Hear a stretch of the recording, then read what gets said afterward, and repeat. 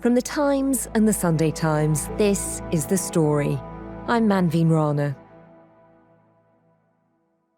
It's been a frenetic week in Westminster, and it's only Monday. We are now in the terminal phase of Keir Starmer's Premiership. And he's in a situation where he's either going to survive and be very, very weakened going forward, or he's going to have to go. This is a full-blown crisis in Downing Street. The Prime Minister's position is in peril. But how did we get here? When the new Epstein files dropped just over a week ago, revealing the shocking extent of the relationship between Peter Mandelson and the convicted child sex offender, the government was left reeling. The UK Prime Minister has come under extreme pressure about what he knew about Lord Mandelson's connections to Jeffrey Epstein when he appointed him as US ambassador.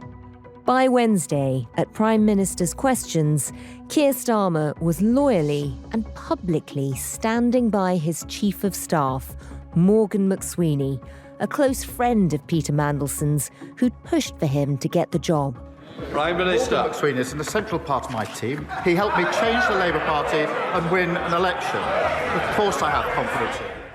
But it was this moment, during the same PMQs, that for many Labour backbenchers was the beginning of the end for Starmer. Can the Prime Minister tell us, did the official security vetting he received mention Mandelson's ongoing relationship with the paedophile Jeffrey Epstein? So clear. Prime Minister? Yes, it did. Within days, despite Keir Starmer's backing, Morgan McSweeney was gone. Now some breaking news here in the UK, in the world of politics. Number 10 has confirmed that Morgan McSweeney has resigned as the Prime Minister's Chief of Staff. It took a week of damaging headlines to get a resignation from Number 10.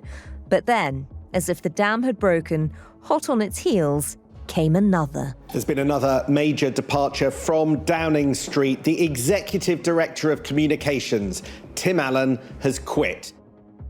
And then, with Downing Street looking weak and bloodied, came another blow.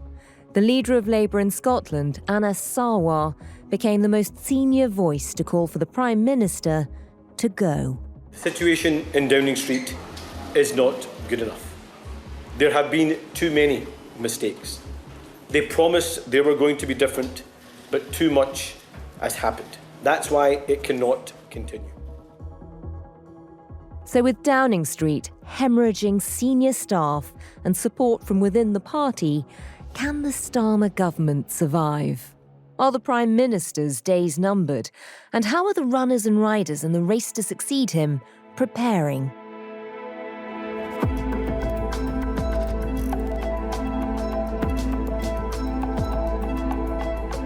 The story today, bloodbath at Number 10. Is this the end of Starmerism?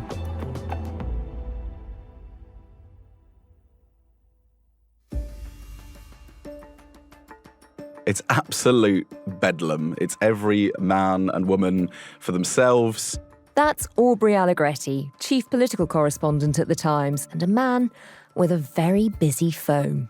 I've never had such a torrent of unsolicited WhatsApps. There was a minister who was straight onto my phone saying no one has any faith or trust in the Prime Minister. That's the main problem here. And then other Labour MPs saying it's a shame, but I think Keir is finished. I seriously think that only a full reset will restore trust. And someone else said, this will not help. Don't blame the advisers. The PM's now in a weaker position. This was desperate. So I think it's far from drawing a line under everything. Yeah, I mean, that's remarkable if you're hearing that from ministers. We're going to get on to how all of this began and Morgan McSweeney's resignation. But before we do, he's not the only one to have quit now. There's a sense of Downing Street becoming a bit of a sinking ship. Just tell us what's happened. So Tim Allan, who's been Director of Communications in Number 10 for, I think, only 5 months, announced on Monday morning that he was stepping down. He said he was doing so to allow a new Number 10 team to be rebuilt and that he wished the PM and his team every success. So quite a succinct, anodyne statement, not kind of leaving with fire and brimstone, suggesting that there is a wider shake-up yet to come. And there will be questions about why he's decided to go now. Now, Tim Allan worked for Tony Blair when he came into office in 1997.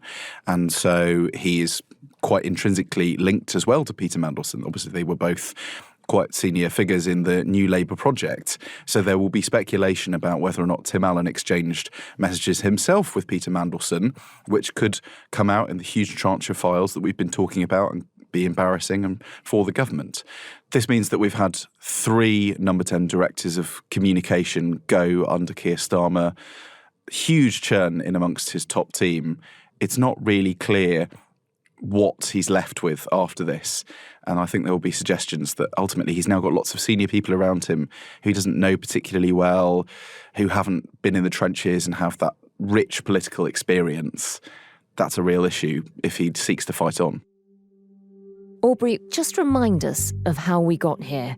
Because on Wednesday at PMQs, Keir Starmer was still adamant that Morgan McSweeney was going nowhere.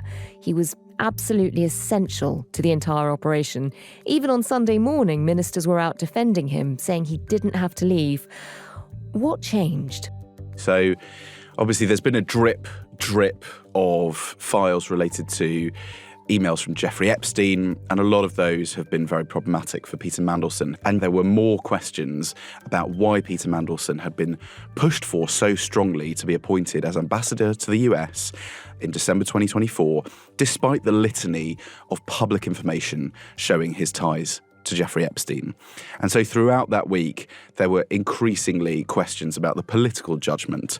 Both Morgan McSweeney, who made the advice to the Prime Minister that he should appoint Peter Mandelson, and the Prime Minister himself for being the person who ultimately made that decision. And I remember spending 4 hours in Members' Lobby, which is a sort of private space just next to the House of Commons chamber on Wednesday, as MPs and cabinet ministers and the chief whip sort of flew around in a frenzy. MPs were being called into the whip's office to give their thoughts and advice on whether or not they could support this Conservative motion, which was effectively going to request a huge number of documents and communications revealing the government's sort of interactions with Peter Mandelson. And that posed a potential threat for Morgan McSweeney because he was somebody who Peter Mandelson was a mentor for, and Labour was frantically trying to figure out how to reduce the embarrassment by putting in clauses saying that information should be withheld on national security grounds, or even to avoid international foreign relations embarrassment. And Labour MPs, led by Angela Rana, the former Deputy Prime Minister, thought that it looked too much like a cover-up. Given the public disgust and the sickening behaviour of Peter Mandelson and the importance of transparency, in 2022 I proposed a humble address seeking information about PPE, which the party opposite has listed, and my honourable friend, the member for Hackney South, mentioned just before. Should we not have the ISC not have the same role now in keeping public confidence in the process?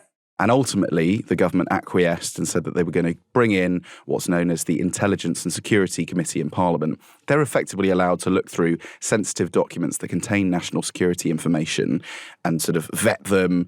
But the government is now facing a huge number of documents being published under this new motion. And that, I think, put Morgan McSweeney's position in the most untenable part. And that's still to come. That might still cause damage to number 10 when we see the extent of the vetting documents and some of the conversations that were taking place around then. And Sunday morning, you have Pat McFadden doing the round, doing interviews on the media, being on the BBC, saying Morgan McSweeney is going nowhere. I don't think that would make any difference at all. To call for changes of staff, I've seen this before. I don't think it makes a difference. And Pat McFadden is not an outsider. He's part of the inner circle, if ever there was one. And yet within hours, that's all gone. That's completely turned on its head, and Morgan McSweeney is gone. Do we know what happened in between? I think we understand that actually the first suggestion that there was going to be some threat to McSweeney's job probably came on Friday, so a few days earlier. And it's understood that he and Keir Starmer talked. Starmer was facing MP after MP coming out and publicly calling for McSweeney to go. If my chief of staff had done this, I think he would be looking for another job, to be honest. So I do think we need a change. I think serious questions now have to be asked. Is Morgan McSweeney running this government? And if so, clearly his judgment is skewed because of his associations with Peter Mandelson, and his position becomes completely untenable. And in the intervening sort of 48 hours, I think McSweeney was becoming increasingly downbeat, fearing for what was to come in the files that are going to be published in the coming weeks and months. And that ultimately led to the sort of mutual decision that he should go.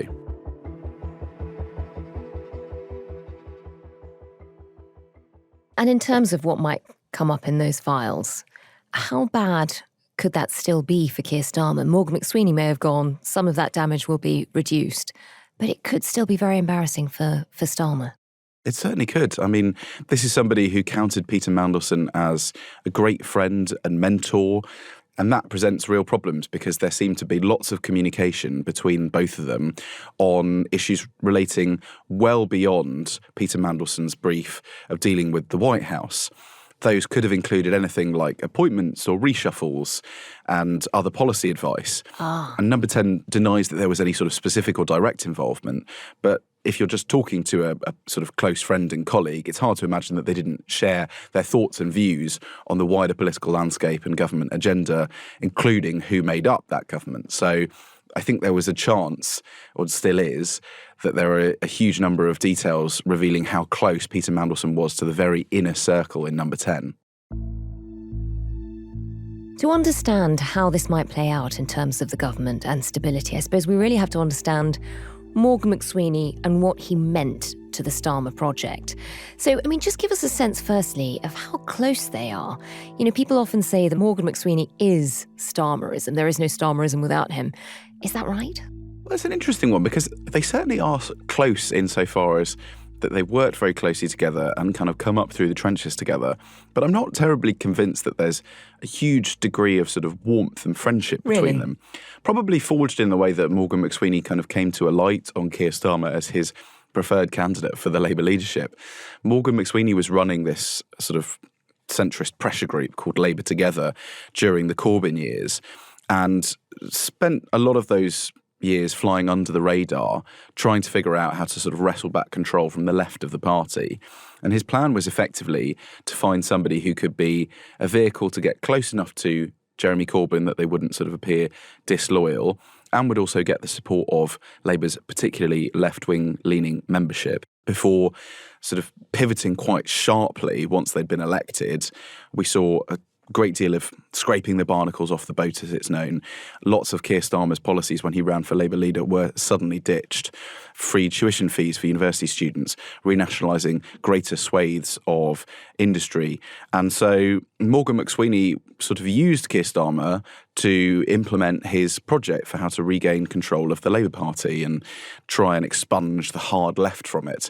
Partly based on his experiences at Lambeth Council, where he'd worked for Steve Reed, who's now the community secretary, which in the 80s had been in the sort of grip of a Trotskyite group of Labour figures and sort of effectively turned into ruin, where services had gone down the drain. There was widespread sort of corruption. And so Morgan McSweeney felt incredibly strongly and passionately in his political project, but less so, I think, about Keir Starmer. The two of them obviously worked very closely together, and Morgan McSweeney was credited with helping win that big majority, 411 seats in Parliament for Labour. He managed to sort of have some dust-ups with Sue Gray, the then Chief of Staff, because they were sort of effectively pulling in different directions. Sue Gray was ultimately ousted, and it was McSweeney who triumphed and became Chief of Staff, but now he's obviously gone out on his ear. Well, one of the sources of tension between Morgan McSweeney and Sue Gray was actually Mandelson. She didn't think he was a good candidate for the ambassador in Washington, which obviously will come up in the big wash-up we're going to see in the next couple of weeks. Ideologically, though, I mean, just the way you described it sounds almost as if Starmerism is McSweeney's project and he just found Starmer to front it. He's almost just could have been any other candidate, but it's his sort of ideological project. Ideologically, where does he sit? Because, you know, you described Labour Together as a centrist platform at a time when, obviously, the party was in the grip of Corbynism. People have also said that Morgan McSweeney was sort of responsible for the swing towards trying to claim ground from reform by out-reforming reform, effectively. I mean, ideologically, where does he sit? Certainly, I think Morgan McSweeney's also been quite closely affiliated with this blue Labour faction, which there's so many factions within the Labour Party, it's hard to keep track, but that's effectively the sort of social conservative side of it. And I think was very evidenced in Shabana Mahmood's promotion from Justice Secretary to Home Secretary in the last reshuffle in September 2025, which obviously had Morgan's fingerprints all over it. So he has tried to sort of tilt the party in more of a kind of blue-collar, socially conservative direction, evidenced a lot as well by many of the migration reforms that we've been hearing about in terms of changes to asylum policy. So Morgan McSweeney definitely had more, I think, of a cutthroat political lodestar than Keir Starmer did. And people will now be wondering whether Keir Starmer can really sort of function, not just survive, but does he plan to do and how does he plan to do it without this man to whom he sort of owes a lot of his political guidance. And you described the process of Morgan McSweeney sort of becoming the most important character in this number 10. He managed to oust Sue Gray to get there. He's climbed on a lot of heads to build himself up to being the Chief of Staff. What impact did he have on the functioning of this number 10? You know, we often hear that it's pretty dysfunctional. There's a lot of criticism, even within the party. You know, what was his relationship like with backbenchers? Is he part of what's become the Starmer problem? I mean, Labour has really sort of struggled to put back in a box the dysfunctionality that erupted ever since Sue Gray was forced to step down as Keir Starmer's Chief of Staff. And there's been a lot of turbulence in the sort of senior ranks of number 10. We've gone through 2 directors of communication. Keir Starmer's lost one of his longest-serving aides, Paul Ovenden, his director of strategy, and other senior figures. So I think it is fair to say that there has been a great deal of dysfunctionality. Meanwhile, Morgan McSweeney's obviously remained at the top of it.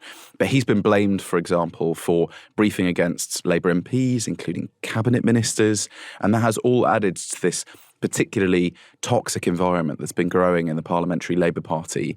And I think that real disconnect between Labour MPs and number 10.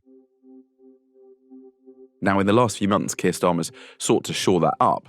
He's having MPs to checkers by region at a sort of 50 or 60 MPs at a time, and their partners, or sometimes their parents. And, you know, it's an opportunity for him to get to meet them and the political team as well.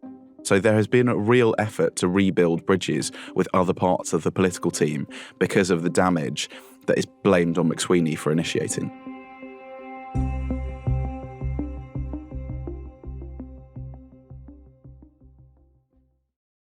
Aubrey, we should say before we begin the second half, we'd actually had this chat already. We'd recorded an episode and then news happened. So you've left the comfort of the studio. We're catching you now in Westminster. Just tell us what's been going on, because when we last spoke to you, we were 2 resignations down right from the centre of the Starmer number 10 operation. And now there's been a fresh blow from a slightly unexpected quarter. Just tell us what's been happening. Certainly. So we got some quite dramatic news of a press conference dropping into our inboxes at around lunchtime on Monday, inviting journalists to a short address by Anas Sarwar, the Scottish Labour leader. He took to the stage in front of what's become a traditional background for him, the blue and white saltire and slogan, Scotland's Choice, no hint of Labour branding there.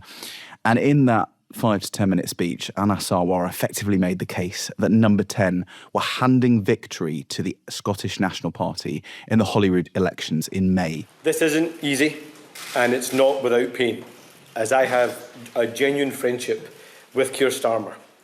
But my first priority and my first loyalty is to my country, Scotland. And I am not willing to sacrifice Scotland's NHS, our schools, our communities, our towns, cities, villages and islands to a 3rd decade of an SNP government. That's why the distraction needs to end and the leadership in Downing Street has to change. Anas Sarwar acknowledged that the Westminster Labour government has done good things, but ultimately said no one can know them and no one can hear them because they're being drowned out. And it was a damning assessment, the culmination of weeks and months of lobbying by MPs and MSPs who've been urging Anas Sarwar to put clear blue water between him and the leadership of the Westminster Labour Party. And Aubrey, I mean, that is an extraordinary moment. This is a press conference he's deliberately called for the purpose of calling Keir Starmer out. He hinted that they'd spoken today and it clearly hadn't gone very well. Why do you think he felt emboldened to be able to do that, to call him out now, to call for him to go? Well, the clock is ticking for Scottish Labour politicians who obviously have the most to lose by keeping Keir Starmer in place, who is obviously, by historical standards, unprecedentedly unpopular.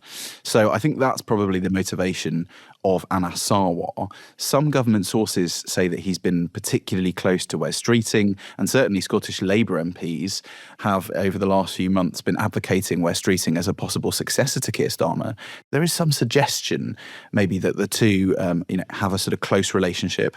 It's obviously been denied by Wes Streeting that there is any sort of nefarious intention behind his friendship with Anas Sarwar, and indeed he came out and publicly supported the Prime Minister, saying that people should give Keir Starmer a chance. But it's not been lost on government sources that if there is a closeness between Anas Sarwar and Wes Streeting, that this is on a par with the bottle job of David Miliband back in 2009, when he failed to quit soon after the then DWP Secretary James Purnell, and it actually sort of thwarted a potential coup against Gordon Brown. So the parallels between that incident and the one today are being drawn by some of Wes Streeting's critics. Well, just tell us about that, because, there was a hint when we heard that this Sarwar statement was coming. There's that great Westminster cliche, he who wields a knife never wins the crown. So there was a sense that this would be a safe pair of hands to call for Keir Starmer to go, and people could come in behind him. Some of those cabinet ministers who were ready for change could also come out and call for Keir Starmer to go. They haven't. Does it start to make them look weak? It certainly left Anas Sarwar quite isolated, and there are questions about why he's come out and made this move seemingly unilaterally. Why do this if you haven't got other people lined up behind you to come out and support you? No Scottish Labour MPs, for example, have come out and said that they publicly agree with Anas Sarwar, even though many of them privately do. And in fact, some of them were holding watch parties in their parliamentary office, effectively celebrating the press conference that Anas Sarwar gave. But there did seem to be a sort of orchestrated response from Downing Street, because Anas Sarwar had given Number 10 the heads up he was going to make this speech. He phoned Keir Starmer on Monday morning to effectively tell him that he'd lost confidence in him. And that gave Downing Street the chance to try and get ahead of things by coordinating a sort of mass response from cabinet ministers, all throwing their weight behind Keir Starmer within minutes of Anas Sarwar starting to deliver his press conference. You had Lord Hermer, the Attorney General, calling on MPs to give their full-throated support to Keir Starmer. Others, like Pat McFadden, saying that they hope the Prime Minister would stay on, and even Wes Streeting giving an interview saying that people should give Keir a chance. I think the moment that really sort of sealed the deal for Keir Starmer was when Angela Rayner, the former Deputy Prime Minister, said that Starmer had her full support too. So again, it seems that Keir Starmer limps on because none of his potential successors want to go over the top. How much should we read into those messages of support? Is this just about timing? I mean, how long have they won him? I think Keir Starmer has long been able to survive because none of his potential successors want the job yet. There are two unenviable hurdles: the parliamentary by-election on the 26th of February and the local elections and national ones in England and Wales in May 2026. It's a pretty unpalatable ask for a successor to the Prime Minister to come into office and then have to bear the responsibility for a potentially very challenging set of elections. Although it starts to look like they're part of that failure. They're going to be, we are expecting bad results for Labour in May. They may lose that by-election before that. If they've done nothing to change the equation, aren't they part of the problem? For those who are still in government, yes, the longer they are tainted and tarnished by association for having to serve with a party that is in government. Ironically, Angela Rayner, having been obviously out of the government since September last year, is able to sort of slightly wash her hands of anything that the government does between, say, September 2025 and May 2026. So she's able to present herself as a bit of an outsider. And it's one of the main reasons that Andy Burnham's ally said that he would have been such a good contender, because he was able to claim the success of his premiership as a three-time winner of the Manchester Greater Mayoralty, but be separate enough from the mistakes of the UK government because he hadn't been serving in it. What happens now? Clearly Starmer's won himself some time to limp on, but he's lost his most trusted left-hand man, his chief of staff. He's also lost his head of director of communications. It feels like a weakened Number 10. How functional will it be? It's clear that Keir Starmer is not playing with his best players on the pitch anymore. Number 10 has obviously been hollowed out, and some of those who knew Keir Starmer best, his mind, what makes him tick, and how to get the best out of him, have deserted him over a period of years now. And the removal of Morgan McSweeney last week, followed by the departure of his Director of Communications, Tim Allan, further cements that. It will be very hard for number 10 to get on the front foot, but I'm sure Keir Starmer will say that every minute spent talking about a leadership challenge or wrangling over internal processes just hands a big boon to Reform UK and the Conservative Party. And yet that talk won't go away. So, just talk us through what the process would be if there is an attempt to unseat him now. What needs to happen? So 80 Labour MPs need to coalesce around an alternative candidate and put their names to that in order to trigger a vote of confidence in Keir Starmer. If the Prime Minister chose to resign, then actually under the Labour rulebook, it's possible that the Cabinet could appoint an interim successor, and that would have to be somebody who would not be seen to want the job for themselves, couldn't be seen as too factional or tarnished or potentially trying to hold on to power too much. So that's when you're looking at a kind of unity candidate, possibly somebody like John Healey, the Defence Secretary, maybe even Yvette Cooper, the Foreign Secretary. But all things considered, the field of candidates is still very messy, and it feels like it could be taken in any direction. And just run us through that list, because it's probably easy now to talk about the people who aren't in the running, but who are the runners and riders, and how are they responding right now? So first off, you have Angela Rayner, the former Deputy Prime Minister. She has been out of government for 5 months, ever since underpaying stamp duty on one of her homes that she bought in Hove. It's a complicated tax issue, which means that HMRC haven't yet resolved it with her, and that is, her allies say, thwarting her political comeback. But she's certainly been touting herself as a potential successor, telling allies, as I've revealed recently, I'm not dead yet, and then appearing indeed on the front page of the Daily Mail on Monday morning with a new TikTok video in which she gets her hair done. Then you have Wes Streeting, the Health Secretary, who friends say if he doesn't become Prime Minister will have considered his whole life a failure. He has certainly been very publicly loyal to Keir Starmer, and there have been lots of briefings against him, which he has sought to avoid inflaming. But he also does clearly harbour sort of ambitions and is seen as being a good candidate for, if you like, continuity Keir, i.e. implementing the Labour manifesto without any radical changes, potentially like the ones Angela Rayner would suggest, and therefore be able to bat away suggestions that a change in leadership to him would require another general election because there would be a new mandate. Then you have some outriders, people like Al Khan's a junior defence minister, who was in the Special Forces and allies say is building an army of supporters. Then you have other people like Ed Miliband, the former Labour leader. One of his allies even said to me recently, he's a bit like Donald Trump, in that Donald Trump had one term in the White House and then came back a second time and knew exactly what he wanted to do. Ed Miliband is the same, having spent 5 years as leader of the Labour Party. He's made his mistakes. He knows what he wants to do next time. But I think ultimately speaking, it's probably too hard to put somebody into the position of Prime Minister who's already been rejected by the electorate. And then you have other people, Shabana Mahmood, the Home Secretary, sort of leading light of the blue Labour, the sort of socially conservative Labour wing of the party, and others like John Healey, the Defence Secretary, more of a unity candidate.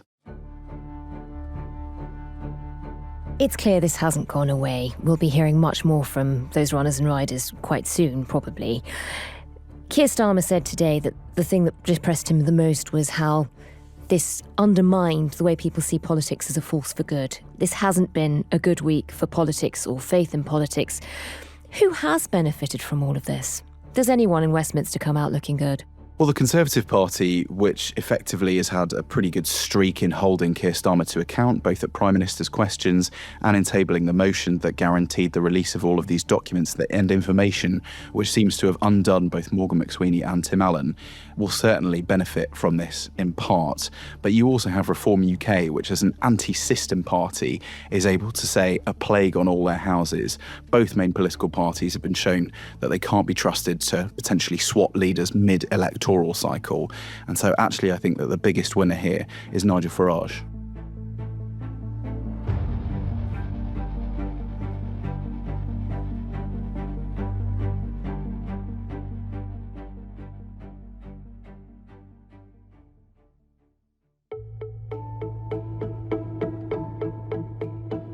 That was Aubrey Allegretti, Chief Political Correspondent for The Times. You can find all the latest on this story at thetimes.com, and there'll be more analysis on Times Radio. The producers today were Harry Stott and Sophie McNulty. The executive producer was Tim Walklate. And sound design was by Sophie McNulty and Mal Lassetto, who's also the talent behind our theme music. If you can, do leave us a review wherever you get your podcasts. Thanks for listening. We'll be back tomorrow.